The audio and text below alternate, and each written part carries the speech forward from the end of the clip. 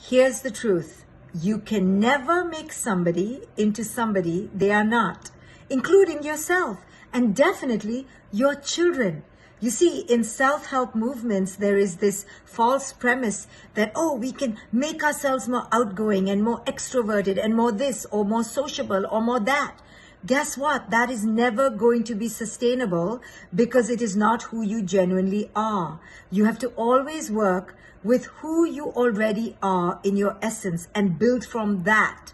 Similarly, in your children, if you begin to see in them everything they are not and force them to become that who they are not, it is never going to be sustainable. Instead, in yourself and in the other, you want to A, accept yourself and the other for who it is you authentically are, and 2, see that your essence has superpowers just as you are and just as they are. So for example, if your child is, say, very picky in what she or he eats, instead of being frustrated with them and telling them not to be picky, see that as a superpower. Wow, you really know what you want and what you don't want in all sorts of ways. Accepting people and yourself for who it is you are and not pushing you to become who you are not is the key.